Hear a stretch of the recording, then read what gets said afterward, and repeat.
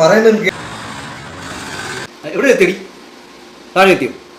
Second ഫ്ലോറിൽ വാ, രണ്ടാമത്തെ. പിന്നെ ഇവിടെ ഞങ്ങൾ രണ്ടുപേരും ഉണ്ട്. ഞാൻ പറഞ്ഞില്ലേ എൻ്റെ ഒരു ഫ്രണ്ട് പാവം പിടിച്ച പയ്യനാണ്. അവനും ഞാനും മാത്രമേ ഉള്ളൂ. അവൻ നിന്നെ പറ്റി പറഞ്ഞപ്പോൾ അവന് നിന്നെ ഒരുപാട് ഇഷ്ടമായി. അതാ പറയാം, പെട്ടെന്ന് സ്റ്റെയർ കയറി മൂളി വന്നിട്ട് സെക്കൻഡ് ഫ്ലോറിൽ വന്നിട്ട് വിളിക്കുക. പേടിക്കാനൊന്നുമില്ലെന്നേ, ഞങ്ങൾ രണ്ടുപേരേ ഉള്ളൂ. ബാക്കിയെല്ലാം നമുക്കിവിടെ വന്നതിന് ശേഷം എന്തുവാ, പെട്ടെന്ന് വാ ചക്കരെ. ഹലോ എടാ, നീ എവിടെടാ വിനീഷേ? എടാ ആളിപ്പോൾ എത്തിയെന്ന്.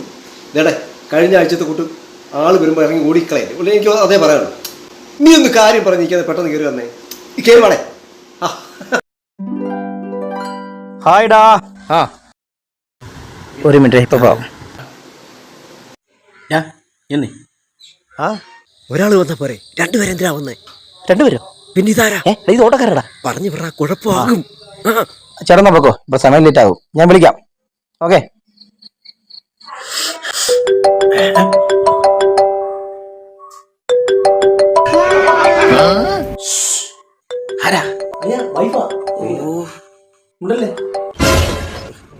ഹലോ ഹലോ, ചേട്ടൻ എവിടെയാ?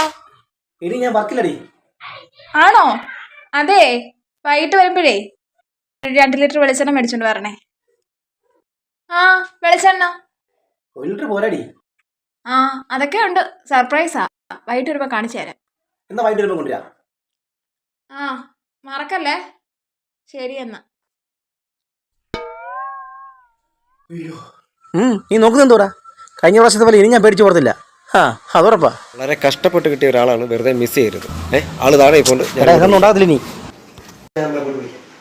ആള് തന്നോ? എന്നാ വിളി കളിയാ. ഞാൻ ആളെ വിളിച്ചിട്ടുണ്ട്. ഓക്കെ. ഒറ്റ ജീവിതമേ ഉള്ളൂ, മനസ്സിലാക്കിക്കോ. സ്വർഗമില്ല, നരകമില്ല, ഒറ്റ ജീവിതം.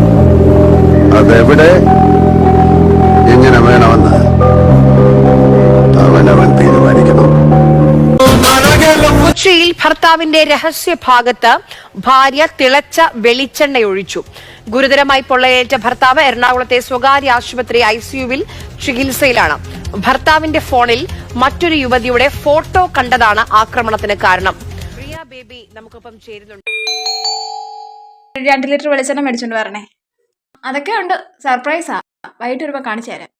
2 ദിവസം മുമ്പ്, അതായത് ചൊവ്വാഴ്ചയാണ് ഈ സംഭവം.